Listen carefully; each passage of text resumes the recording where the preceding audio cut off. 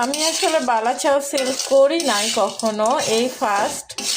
আমার একটা ছোট আপু বললো যে তুমি আচারের সাথে বালা চাওয়াটাও করো, আর ও অলরেডি 100 গ্রাম নিবে।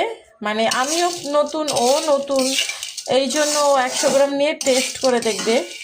তো কি মনে হচ্ছে, আমার বালা চাওয়াটা কি ভালো হয়নি?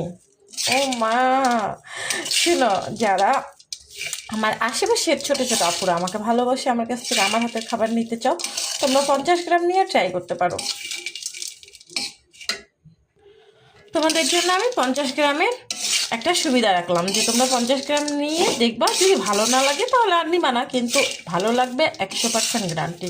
ভালো না লাগলে আমি টাকা ব্যাক দিব। এটা আমার এলাকার যারা আছো তারা আমার দৌড় দিয়ে আসে আমার কাছ থেকে টাকাটা ব্যাক নিয়ে যাবা।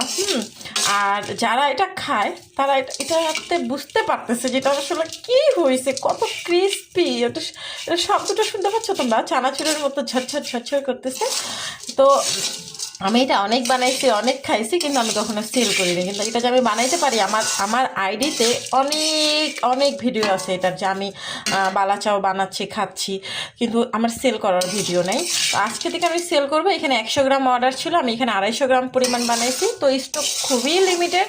100 গ্রাম অলরেডি সেল হয়ে গেছে, আর 150 গ্রামের মধ্যে 50 গ্রাম আমার, আর 100 গ্রাম থাকবে। যারা নিতে চাও দ্রুত চলে আসো, হ্যাঁ, দেরি করলে কিন্তু পাবা না, যে আগে আসবে সেই পাবে। Bye bye.